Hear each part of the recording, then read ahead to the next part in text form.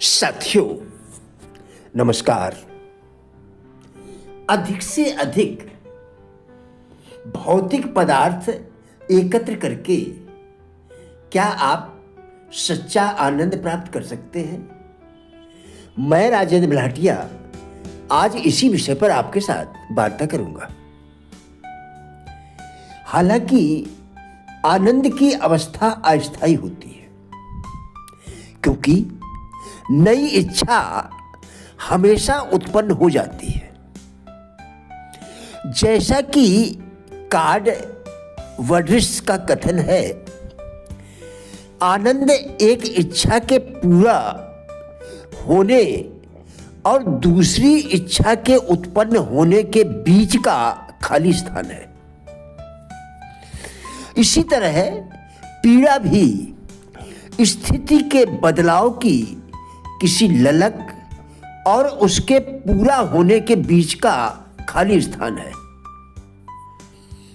यह सुख का विचार ही है जिसका हम पीछा करते हैं।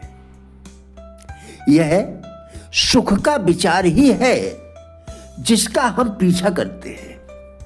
हम सुख का वह चित्र देखना चाहते हैं जिसे हम दिमाग में रखते हैं। इसे प्राप्त करते समय हम नहीं जानते कि इस चित्र को पाने के लिए क्या चाहिए, या क्या यह हमें संतोष दे सकेगा। संतोष का भाव बाद में आता है। यही ऑस्ट्रिया के न्यूरोलॉजिस्ट विक्टर फ्रैंकल के कहने का अर्थ था। उन्होंने कहा था कि आनंद का पीछा नहीं किया जा सकता, उसे उपजाना होता है। इच्छा का पीछा किया जा सकता है। आनंद कार्य से उपजता है। शांति तब आती है जब आप अपने अवलोकनों को समस्या में नहीं बदलते हैं। किसी भी व्यवहार में पहला चरण अवलोकन का रहता है।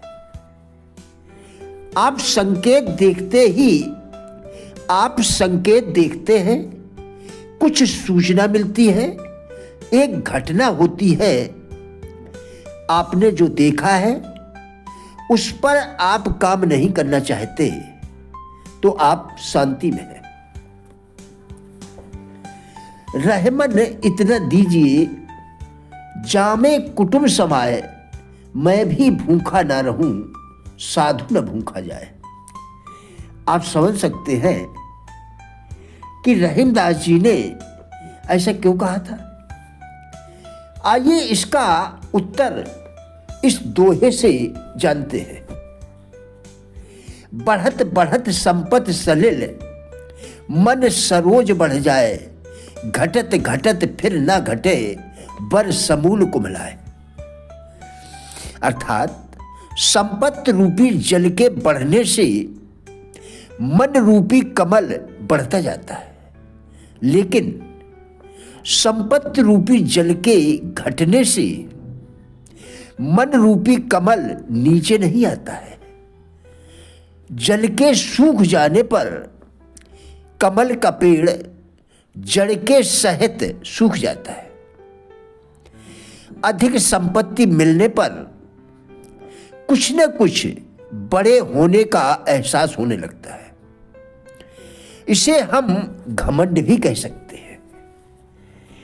यह घमंड ही हमें नीचे गिराता है। हम कभी न कभी किसी न किसी चीज से या बात से डरने लगते हैं। विद्वानों का मत है कि मन के पास अपनी तो कुछ भी शक्ति नहीं होती है। हम तो अपने पास से उसे शक्ति प्रदान करते हैं।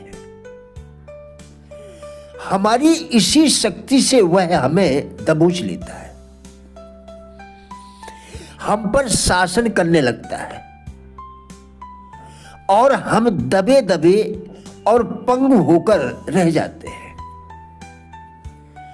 और खुद को असहाय समझने लगते हैं। कुछ लोगों की ऐसी धारणा होती है कि अधिक से अधिक भौतिक पदार्थ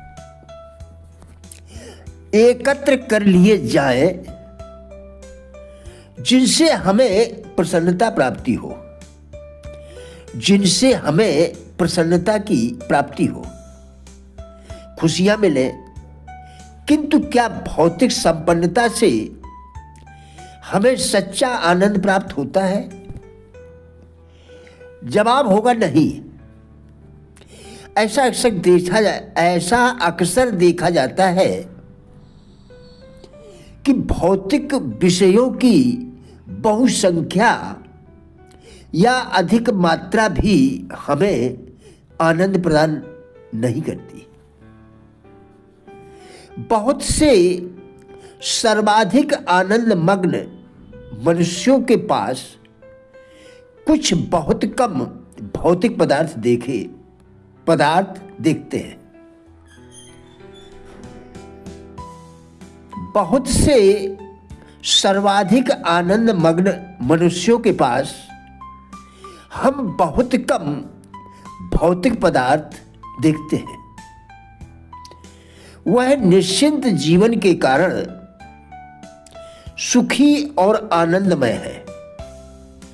अपने देश का गौरव बढ़ाना, मित्रों से घिरे रहना, प्रेम का अवसर पाना, सहायता करना, उपयोगी होकर जीवन जीना, संसार को मानव जीवन के लिए सबसे अधिक संपन्न बनाना, यही सब आनंद के मूल आधार है।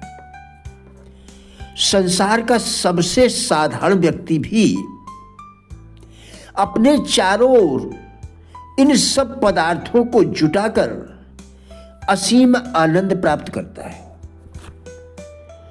इसके लिए केवल एक ही शर्त है कि वह अपने चारों ओर दृष्टि दौड़ाए। वेग यानी तेजी, दौड़ भाग, हाय हाय से भरी लालसा, धन का ढेर इकट्ठा करने का मोह, बैंक बैलेंस बढ़ाने की इच्छा, इन सब बातों ने ही हमारे जीवन में बेचैनी ला दी है। मन को सुसंस्कृत कर, शांत और